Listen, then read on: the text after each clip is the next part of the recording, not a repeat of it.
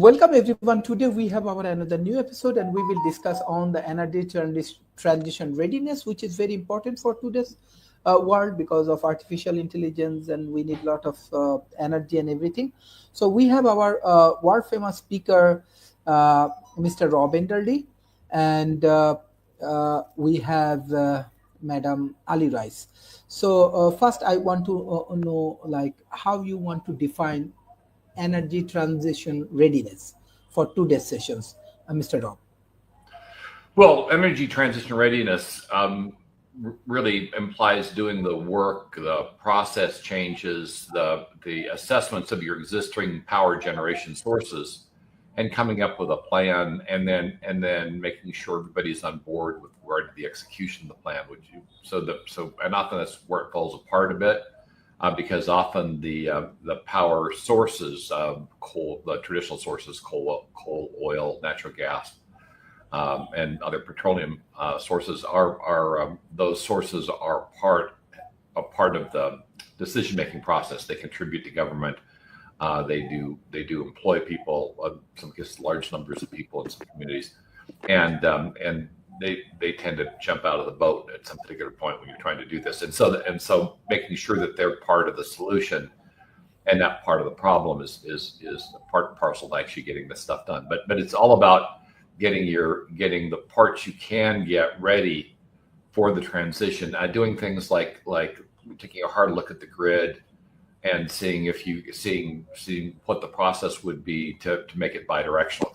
Currently grids are one directional, that you've got your centralized power sources and you push them out to businesses and homes. Well, with the advent of when you're putting in solar, wind, and the rest, you want to be able to use those resources to contribute to the grid. But if the grid's only one directional, it's not going to work really well. So really putting in place the plans and particularly the support to get the transition done.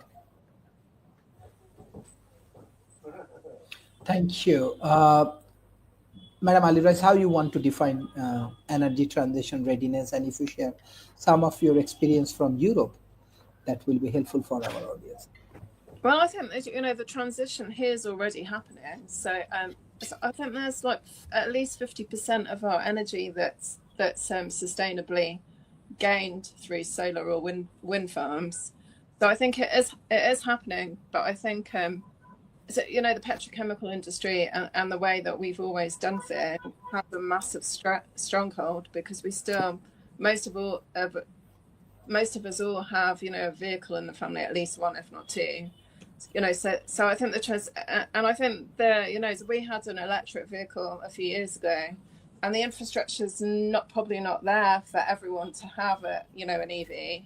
So I think, there needs to be other ways of doing things. And if you live in a rural area like we do, if you rely on public, transportation, it's really unreliable, and it doesn't necessarily take you to where you need to go. So, it's for kind of the convenience and just kind of staying to time and doing everything you need to do, having your own vehicles the most important thing, really. So I think it's just kind of that autonomy, really, so that you can go where you need to go and do the school run and do whatever you need to. So I think the thing is that I think we're kind of heading in the right direction, but there needs to be a real strong kind of bound, a commitment from all the countries that signed up to the Paris Agreement. And I think obviously the US has pulled out of most of those. So I think, as that's always been kind of one of the lead nations, I think other people need to kind of, take the reins and kind of lead on anyway, because it makes a difference. Since Ukraine and Russia are at war as well, it's hit our kind of economy and our energy prices massively. So I think the thing is to have, there's so many houses that have kind of solar panels in this area, even though we don't particularly get kind of warm weather all year round. We get lots of sunshine even in the winter. So I think the thing is that, and the fact you can build a passive house and it can send energy back is incredible. So I think, I think we should adopt kind of ways of kind of doing things differently, so that new homes are kind of sustainable and they don't, there was another thing that was on TV the other day. association homes. I think they've done a partnership with an energy company, and those homes that they've just moved into don't cost them anything. So I think there's heat pumps that not only heat the house but also send energy to the grid. So yeah, so I think it's really exciting, but we should have probably kind of thought about things when we did things as opposed to Thank you. recklessly. Because I just think the thing is that there's free power, but I think the power it's in the energy company's interest for people to pay for it. So I think we need to kind of alter the way that we do things. So it's not about profiteering, it's about enabling people to live more sustainably so that they can use, their incomes on other things. So yeah. Mm-hmm. Thank you. My next question for Mr. Rob, and we are discussing about preparedness and how prepared are developing and emerging economy to adapt large-scale renewable energy system, considering their current infrastructure gap and financial constraint. If you're analyzing these things, like what happened in Silicon Valley or in California, and how we can improve, if you give some strategic outcome from your discussion, yeah. Can you unmute, please? Yeah. I'm not sure I'd use the United States as a good example for energy conversion, and probably use the Scandinavian countries instead. But I think you can showcase us as a cautionary tale. We didn't get the adequate support to make the conversion, and right now we're kind of on a backlash at the moment, where the current administration is discontinuing funding of alternative energy sources, green energy sources, and trying to get people to drill for more oil. So we're actually going in the wrong direction at the moment, because we didn't do a good job of assuring that the support was there to drive through the conversion. As I said before, this support part is really important. I mean, you can take coal miners and you can turn them into geothermal drilling technicians. You can take auto mechanics and turn them into EV high voltage specialists. You can turn offshore oil workers and offshore wind farm technicians and transition the workforce, but we didn't do that. So the end result is that we're currently experiencing a rather large amount of blowback. When we're talking about emerging economies, you can kind of learn from what we didn't do, and really put in the foundational elements first. Make sure that the people that are at risk of in the transition are brought along with the transition, and they're still viable afterwards. You just have to take care of the folks. Other things you have to do is you have to make sure you're not creating bigger new problems than the old problems you're trying to solve.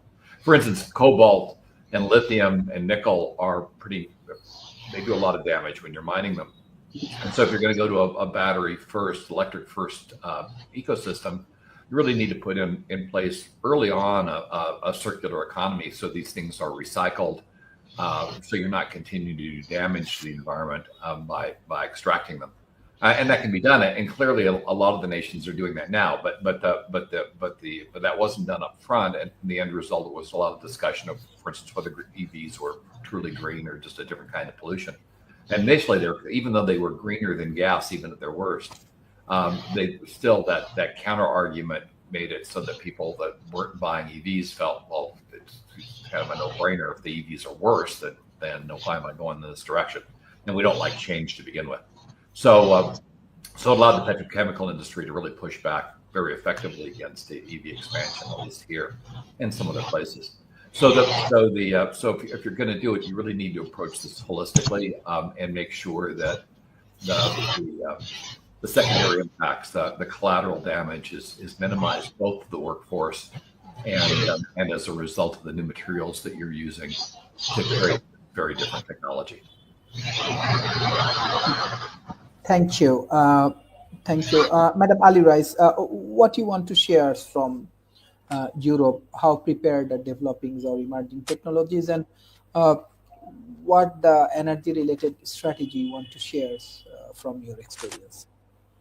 Well, I think the policy and regulation needs to be there, so there's kind of clarity, and there needs to be kind of long-term vision and goals, so that there's a legal bind to meet targets, and so that we're aware that that we're diminishing our emissions, and So I think the grid system needs to be more flexible as well. This is from some of the research that I did. So because apparently there's kind of a backlog of and there needs to be kind of a digitalization so that there's a real time visibility of usage, and so, and it's I think just kind of putting the capital and the funding behind it. So in the long term, we obviously we gain more energy, but we don't pollute. So I just think it's that funding and allocation, and having a long-term view as opposed to a short-term kind of return, really. And that's so that's probably the same with emerging countries and communities as well, that that it needs to, you need to look at the long kind of time, really, as opposed to looking at short-term measures that are easy. So I think and I think there's lots of opportunities that are coming. So there's lots of houses in this area that were given retrofitting. So they put insulation on the outside of the houses. They were old. I think they were old kind of council houses that they did it to, and they transformed the look of the buildings. But they also meant that they were so well insulated that they barely needed any heat. So but I think that's another. It's another kind of. It's a cost, a short-term kind of high cost, but in the long term, it's much better, so that it saves so much money on the bill. So I think it's kind of looking at a long-term view as opposed to the short term. Thank you. Mr. David Smith, as you are working for Albion, you heavily developing data centers and bringing all of the investment.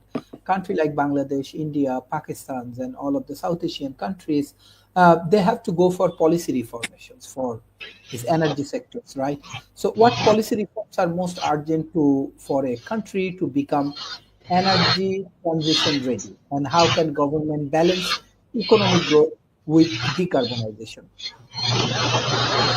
Well, it's a great question, because some of the most urgent parts needed for energy transition is really policy reforms, and particularly around how do you create a stable but adaptive framework that can help unlock the investments that are needed to accelerate innovation, and include mechanisms where you can balance economic growth with the sustainability focus on flexibility and support for the affected communities.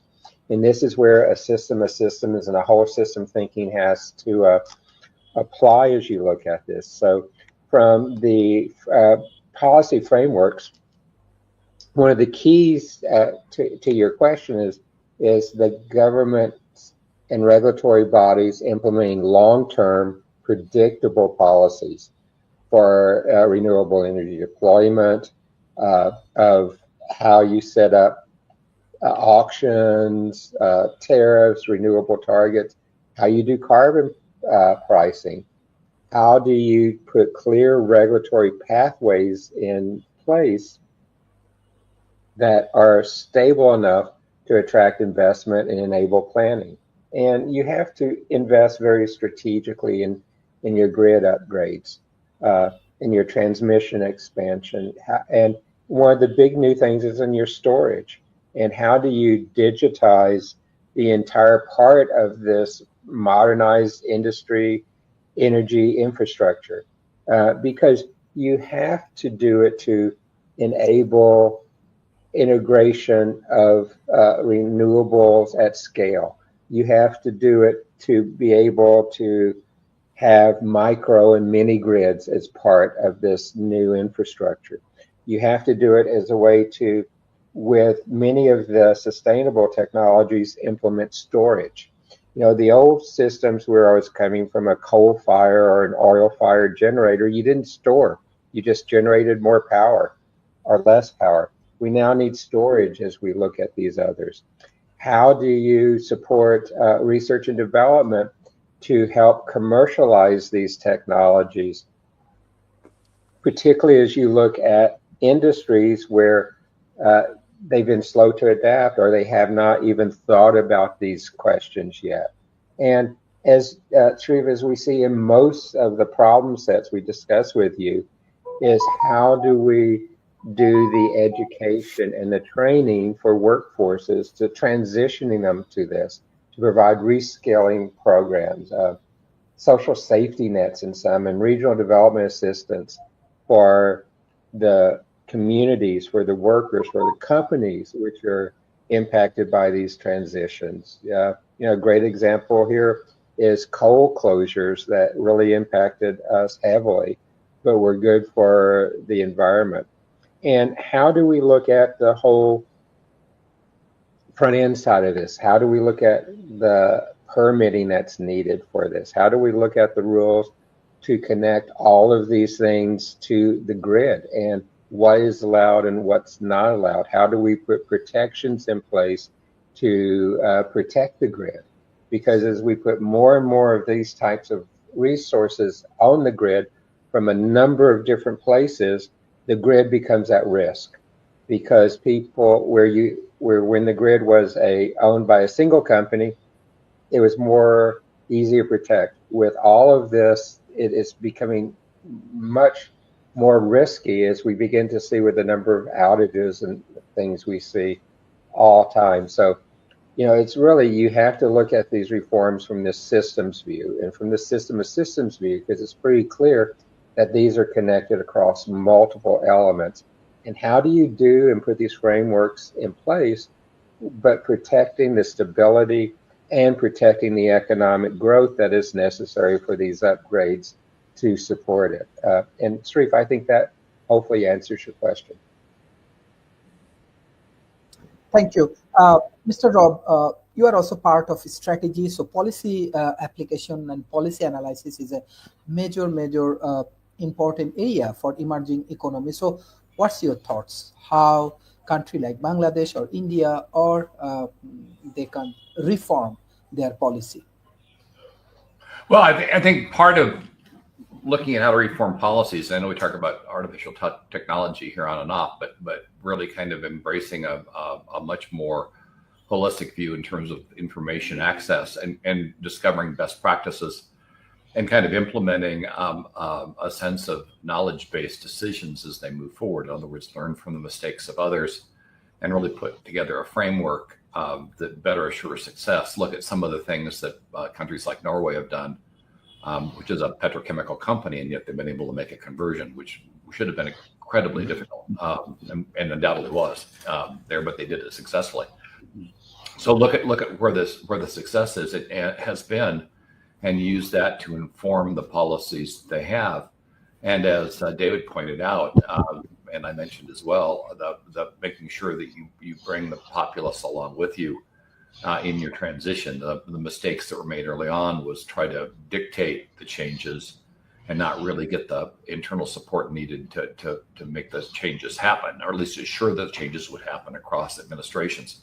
Because it doesn't do a lot of good to have one set of folks dictate a significant change to help and save the planet, and not only the planet in your own country, only to have the people completely out of the boat and vote out that administration, or replace them with an administration, which is what we have here, that isn't on board with these changes at all. And so all the progress that's done gets undone, and you end up just wasting money as opposed to moving forward. So really assuring that the people are behind the underlying effort, and making sure you've learned from the mistakes of other countries and don't feel the need to remake them yourselves, which sadly is often what happens. Mm-hmm. Madam Aliraj, do you want to add some point about this policy reformations? And I kind of agree with what Rob said, really, and it's make to do is learn from the mistakes that the West have made and do things differently. So it's much more easy to put systems in place that are already so that their goal end is to be sustainable than it is to try and turn a whole industry around to do things differently. So that should be the main goal, really, is it's sustainable for our region. So and it's not doing it, it's about sure that everybody has access to the same resources in life. okay.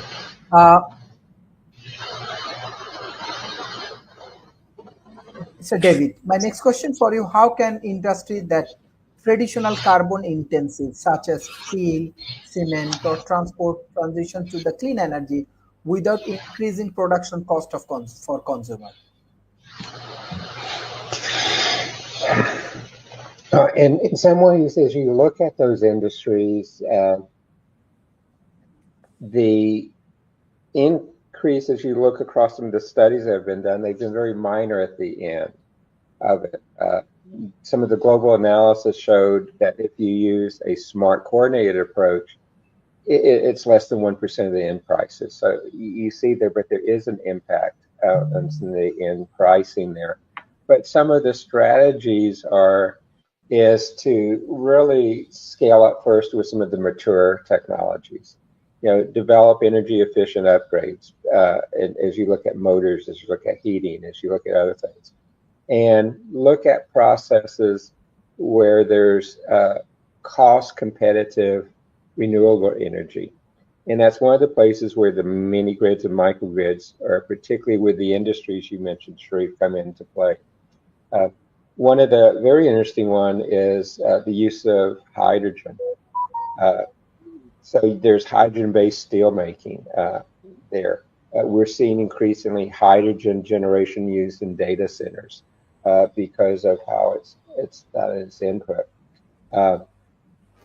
And that hydrogen is going to be one. You can also expand the circular economy by looking at some of the recycling rates, particularly for steel, where it is less energy and cost intensive than producing raw primary production from stock. Leverage policy incentives and public-private partnerships. We've seen across many governments where production tax credits, low interest green loans to offset capital, and all of these help reduce the prices passed on to consumers.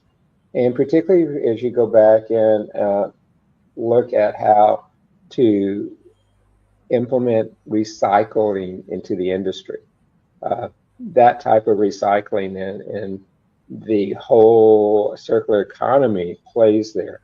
You can also look at ways which we've seen in many times, but I think we're beginning to shift away from it, is you can drive costs down through scaling, and you support collaborative procurements, industrial alliances, supply chain partnerships to accelerate this type of change you're talking about, Dr. Sharif, because when you drive economics of scale and technology, you typically see cost reductions. And again, encourage global standards and common specifications.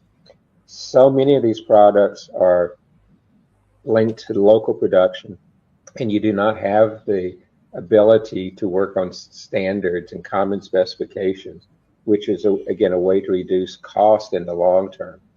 And how do you balance the differences between the hardest to solve emissions, which are important to those industries? And so we need to invest more and more into research and development around the hard problem sets, because those hard problem sets need collaborative, I believe, global research to be able to solve many of them. Because, you see that there's just so many places within each of those industries where we can have an impact, and we can approach it on a part piecemeal basis and see dramatic results. We can look at it as a total system and see results, but it is a hard problem set, and we need really a systematic way to cooperate, to set policies, to set industry standards, to set industry commitments to innovate.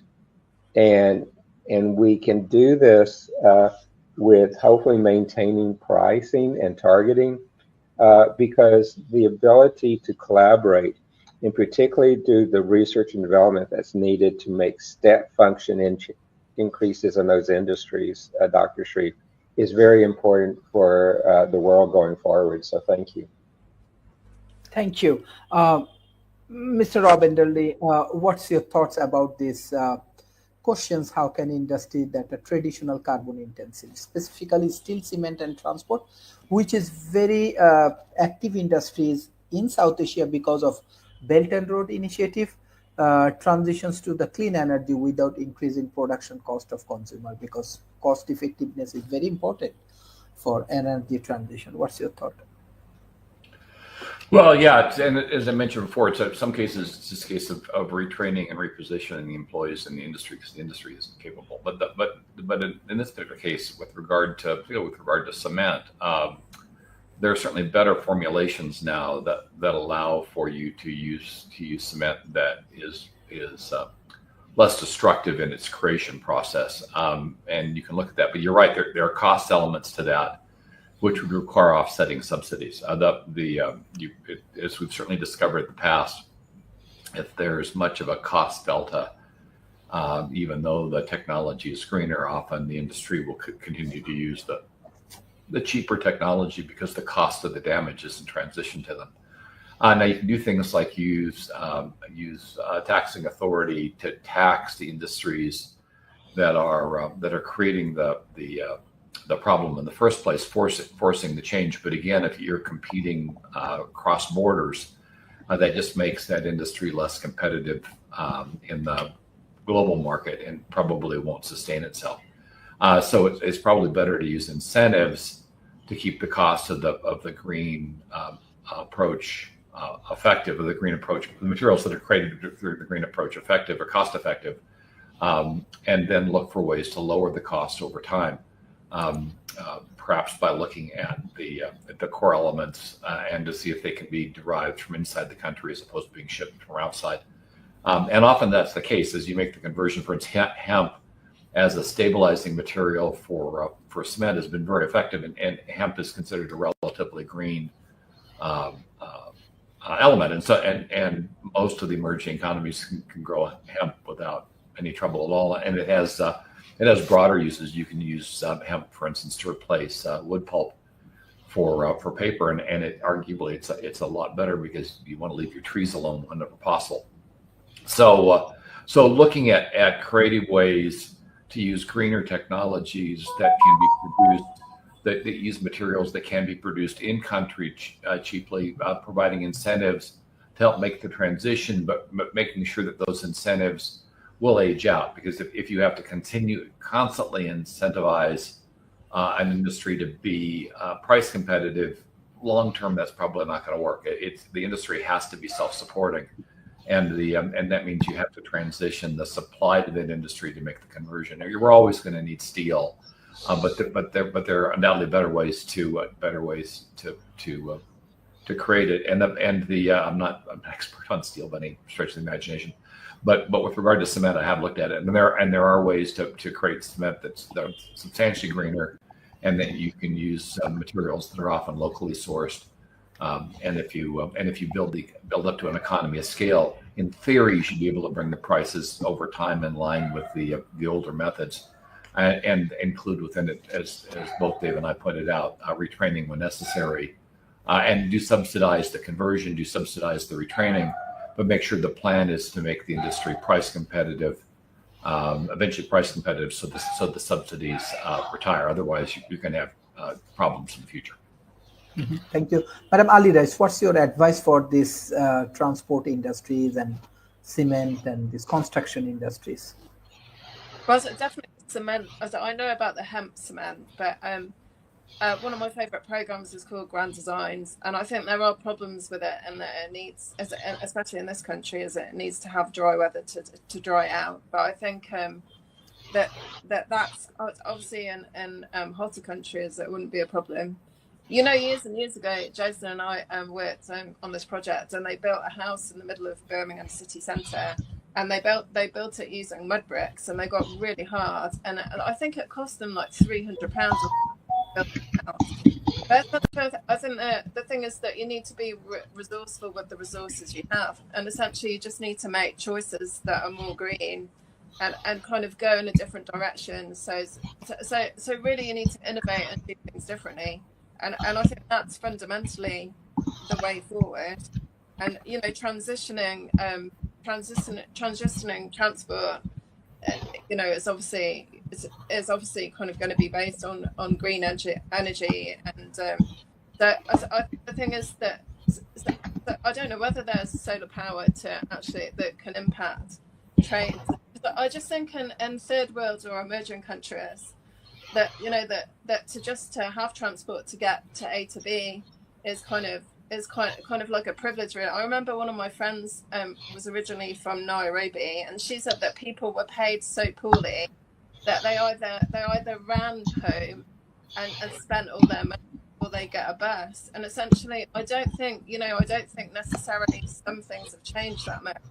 So I think kind of living kind of hand to mouth like that is something that's hard to imagine for a lot of people that live in the West. But I just think that people need to kind of look at things differently. And a lot of the times those innovations happen in countries and in communities where that problem needs to be resolved. So yeah, so I think there's, it's very specific depending on which region you're in.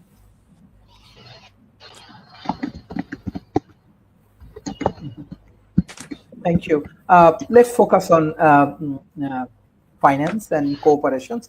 Mr. David Smith, you are expert for financing, strategy development, and so on. So what role should international cooperations, climate finance, and technology transfer play in accelerating the Global South readiness for the clean energy future? What's your thought? No, Dr. Sharif, you're asking a multi-part question, which is really good. So you have to have, as you say in the question, the international cooperation has to really be tied together to work there on how to accelerate this. So, you need to facilitate knowledge and best practice exchange.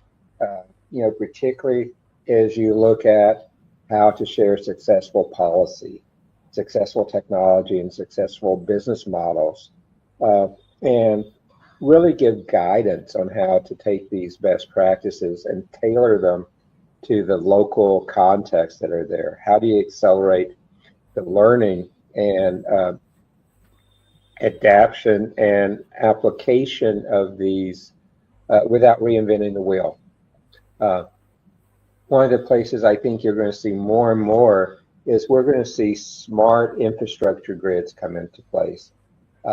And we're going to begin to see more regional grid integration, more cross-border grid integration, cross-border energy trading, and particularly in areas such as storage, which I think, as I said before, is going to be one of the big future growth areas.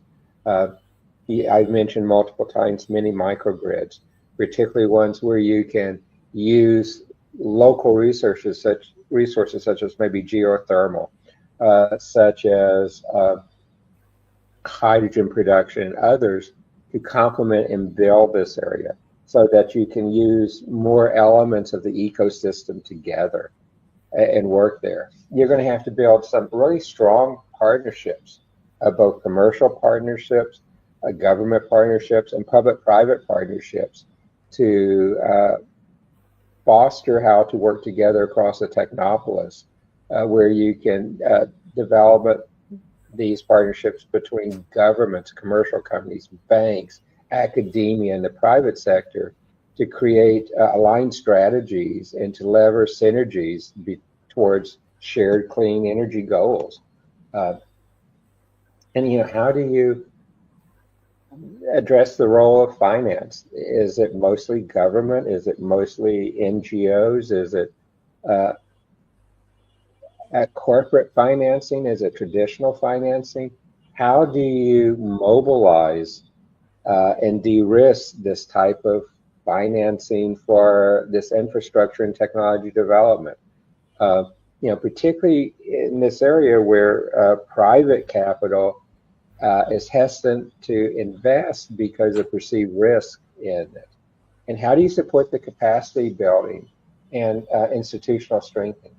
How do you get the institutions to understand that they're in a time of transition and where this transition is going to be transformational to their industry? How do you look at the reforms that are necessary and how do you look at the whole role of the new technologies? And as I spoke about before, there needs to be some more considerable research and development, particularly as we look at the hard problems. So the whole area of technology transfer, which is near and dear to me, has to be part of this. So how do you accelerate the technology transfer and adoption of advanced clean technologies? Because you need to bridge the gap by providing access to proven technologies. But on the other hand, with the new smart grids, the green hydrogen technologies and others, how do you transition to those? You know, we're seeing now the production of not only small nuclear reactors, micro nuclear reactors, we're now seeing the production very early stage of very small fusion reactors. How do we bring those in? Because those are innovations that can help here. And how do we look at the market on this one? It's a very complex market in the industries you see that for us, Dr. Shree. And how do we take traditional markets and transition them for the transformation to what they need to be next generation? And that's the problem that you're really talking about here, is how to pull this complex system together and prepare it to move to their next generation of what they need to become. Mhm. Thank you. Mr. Robin Daldy, what's your thoughts specifically? What role should international cooperation, climate finance, technology transfer play, accelerating the global south readiness for a clean energy futures? And if you have any views from North America, especially for energy sector. One thing I'm not sure you should be using this as an example, but at least not at the moment. But with regard to what, I'm glad you asked what should happen as opposed to what will happen, because should and will are two very different things at the moment. But really, what should happen is there should be a global effort to recognize that pollution is everybody's problem. For instance, a lot of pollution in California comes from China, so it really behooves the world to really think about the fact that this pollution moves. It moves by air, moves by water, and of course, ocean pollution affects us all. We're all experiencing an uptick in mercury, in particular, in our seafood, and not to mention microplastics, which is damaging and part and parcel to the petrochemical sources for our energy, because this is what makes plastic so cheap. Is there a byproduct of petroleum use? So that you get rid of the petroleum use, then plastics suddenly don't become all that economical anymore, and the problem kind of solves itself. What these countries should do is they should use their budgets that are supposed to be in place to protect their citizenship, and spread the money effectively.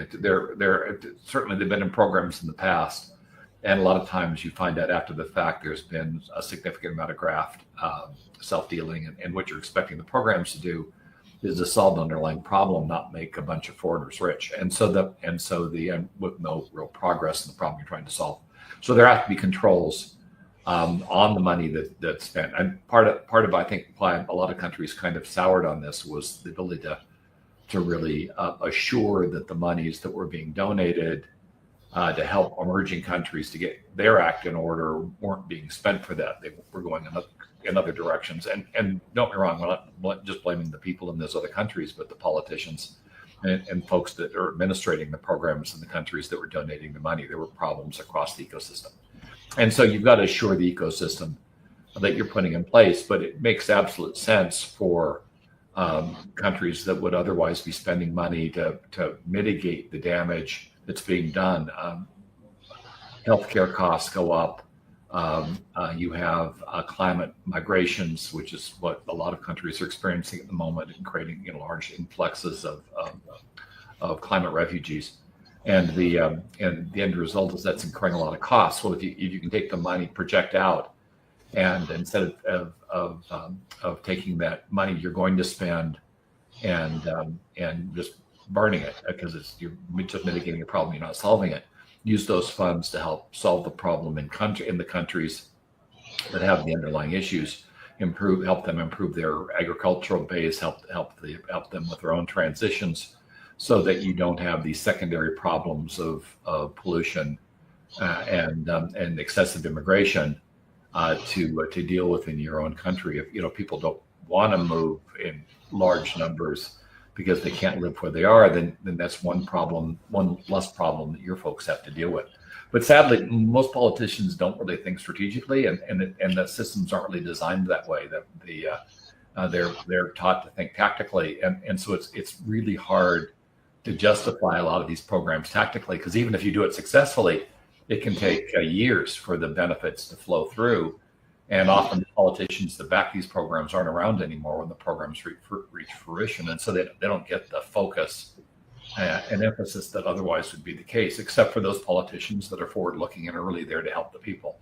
And sadly, we don't have enough of those. And so in the end, I think it comes down to what, as you said, what countries should do is they should be funding emerging economies to come aboard and making sure that the polluting elements are reduced globally.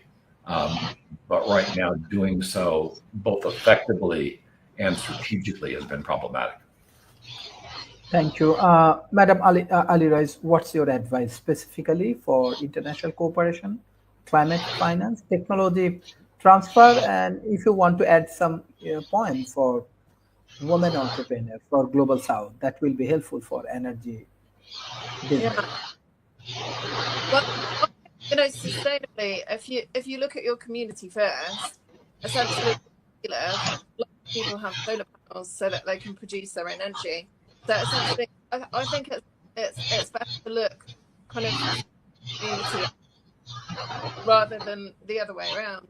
And for me, when I spent time in Malaysia, the reason I went there was because my sister was living over there with her husband, who's in the petrochemical industry. And one of the things that worries me is lots of areas. They're still building new plants now for the petrochemical industry, and they're building them, in places of natural beauty, and they're obviously providing jobs, but they're continuing to add to the problem. So essentially, I'd argue that the West also has a responsibility in doing things differently. So they pilot projects that do produce sustainable energy that isn't derived from polluting the so I think the thing is that because the West has caused so much pollution, I think we should be part of the solution to turn things around. So I think there should be and for me it just feels like the the petrochemical industry just profiteers and kind of takes advantage of developing countries to utilize those resources. So so for me, that there should be a massive windfall tax on the on the petrochemical industries anyway, because they have so many profits, and essentially that should be, I think their windfall taxes should be pushed into the emerging economies so that they develop other projects that are innovating and doing what we're talking about, so that they enable that transition to happen. That's what I think they should do. Thank you. Mr. David Smith, how can communities, especially in the rural and marginalized region, be included in the energy transition so that the shift to renewables also improve livelihood and climate resilience? That South Asia has effect on climate change and all of the things. I can understand that North American, like Trump, do not like this climate initiative or everything. So what's your thoughts? How we can create a proper ecosystem? Sharif, I love your extra clarification there, because the problems you described in Asia and others are actually very similar to here as we look at the rural and in the regions that are there. And one of the first answers, and this is almost a so blatantly obvious answer, but it's going to be difficult to do, is we have to adapt our grids. We're going to have to adapt our infrastructure to be able to include them all. It's like when the telephone was invented, rural areas did not get it at all. in some parts of the rural areas, both in the United States and others, still do not have landline telephones as you look at it. But then we saw wireless technology come over, which made it easier. And even with that technology, we could not get internet to many others. And now we have satellite internet that can reach those areas. So it's all how the infrastructure has changed. We need to do the same thing with energy here, is we need to look at ways to upgrade our infrastructure in a way that makes sense. There's Nikola Tesla demonstrated a long time ago, and now we have companies producing this wireless energy transmission. That is a technology that might be able to be applied in these areas and showing really promising results. There's a company not far from me in Dallas that has now shown transmitting fairly large amounts of energy wirelessly from Central Texas here down to Puerto Rico and the Dominican Republic. That can be used during disasters. But we're going to see technologies like that. The other place that kind of makes sense on this, Dr. Sharif, and I'm going to go back to one of the technologies I talked about earlier, is the mini microgrids. And why does that make sense here? Is if I'm in a rural area that is highly involved with farming and ranching, the byproducts of those can be used to produce energy. So I can take the byproducts of the animals, I can take the byproducts of the farming and put those and transfer them into energy to serve those areas. And that is where the concept of being able to put more and more people who can interject energy on the grid is going to become important.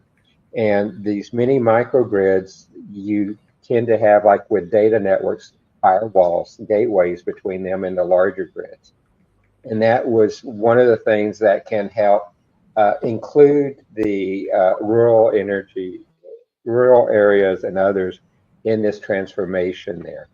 And one of the other things that's kind of interesting is when we've looked at the bio clusters and things of converting the agricultural waste and the animal waste, it creates new jobs for the people in those regions. It creates new products for the farmers, for the ranchers, to supplement what they're making on their farms, is by being able to sell those resources and in return get a product back that they need. And so you put yourself in, again, this circular ecosystem there that really helps the rural communities to do that. I mean, I can tell you here where I live in Austin, it's really hard for me to go into a bio plant and put animal manure, to put plant waste and things into it, and do that here. But if I'm in a rural community where those are very abundant in things, it's much, much easier to do. And a rural community or a marginalized community, Dr. Sharif, it's easier to galvanize regulatory support for it. Even though it wasn't very effective, in the last presidential administration here, there was considerable funds put into place to take broadband internet and fiber into the rural communities. Very little of it got deployed, but there was money allocated for that, and it fell down on the execution. We can do the same thing globally to there. But really, I think one of the keys is looking at the local strengths of these rural environments and being able to use what is produced there as waste and other, and put that back into the sustainable environment and use that to create their own mini and microgrids to make them sustainable and to control their costs. Mm-hmm. Thank you. Mr. Rob Wenderly, what's your response about this communities, especially in the rural and marginalized region, be included in the energy transition so that the shift to renewable energy also improve livelihood and climate resilience?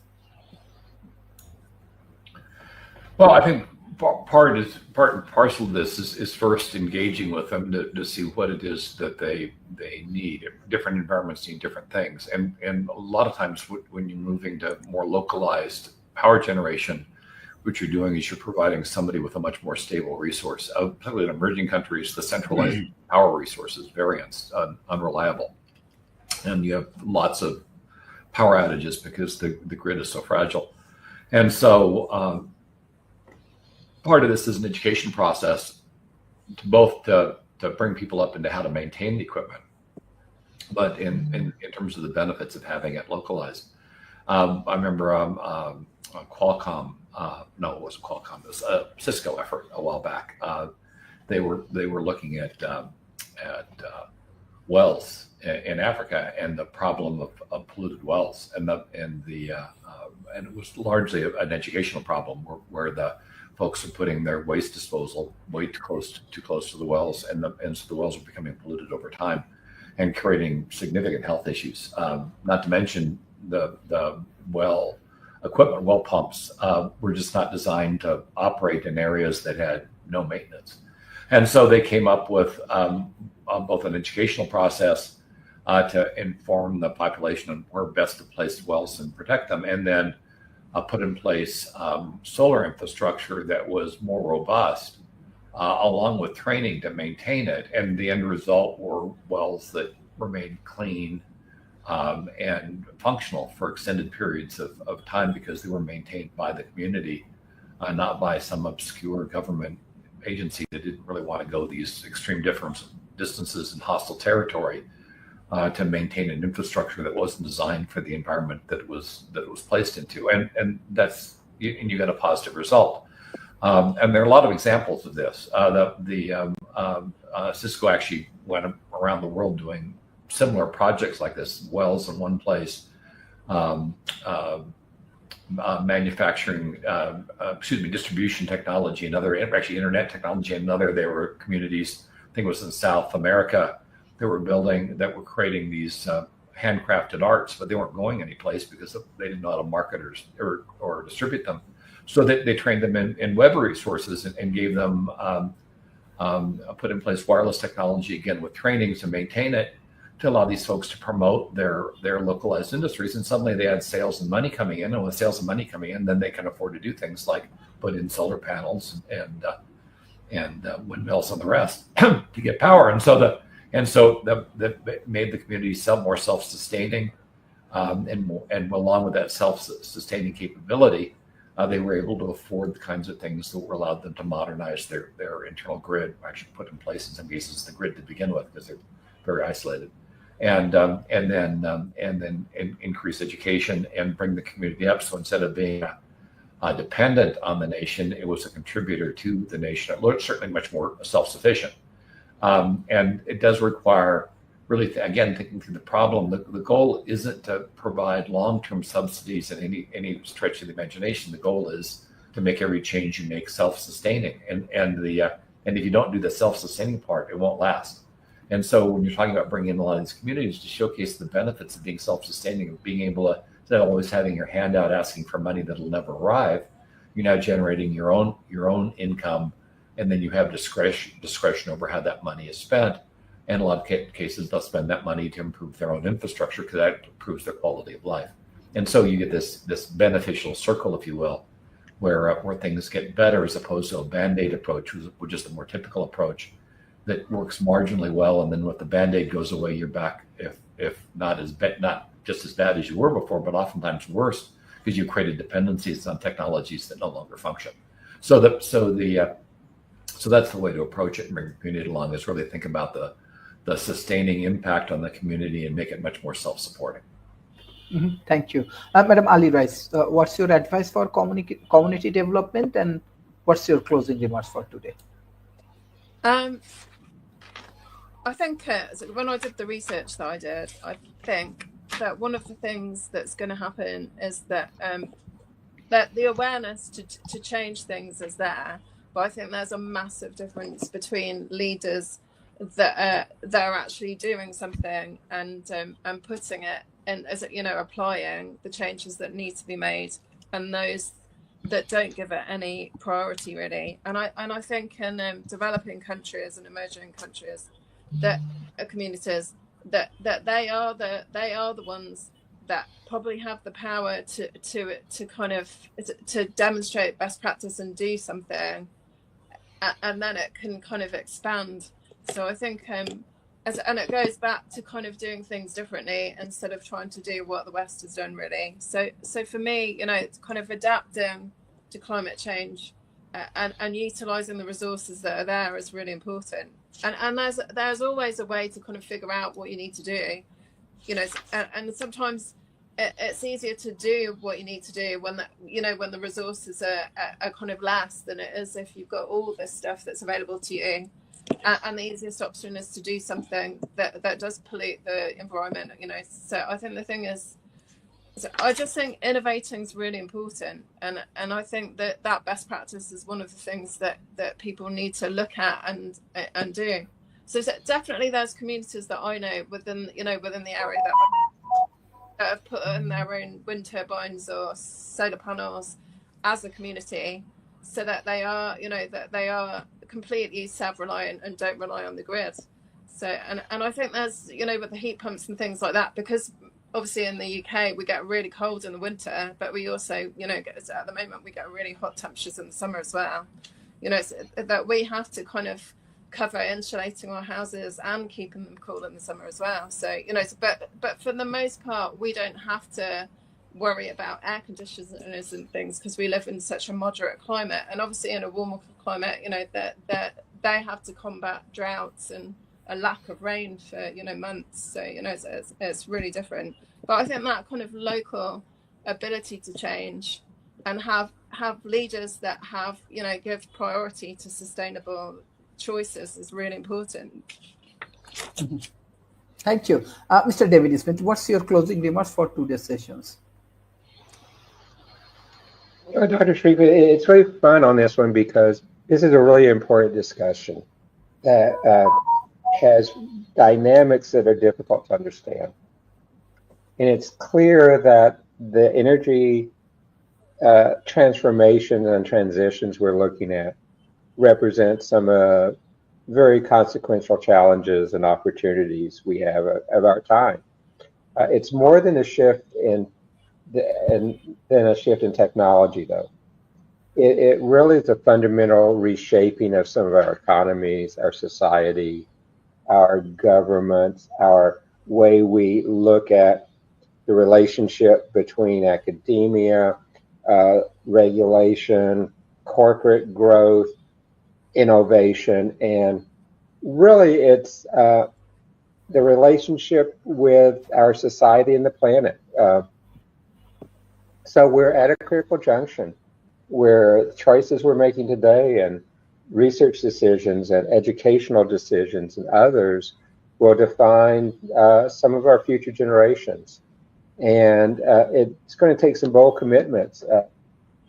We need to look at innovation across all these areas. We need to look at ways to bring innovative, collaborative research to bear to solve particularly the hard problem sets. And we need to have the collaboration between the technopolists, the government, the industry, the academic, the communities, and really redefined our view of how society works across that whole area. And for example, the intelligent smart cities are an example of where we're going. We need to do the same things we look at energy like this.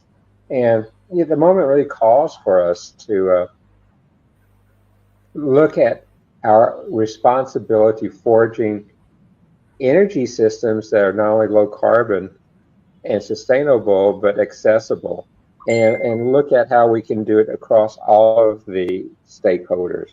I mean, we see technologies that can be used in urban areas. In the last question you asked, I talked about some technologies that could be used in very rural areas.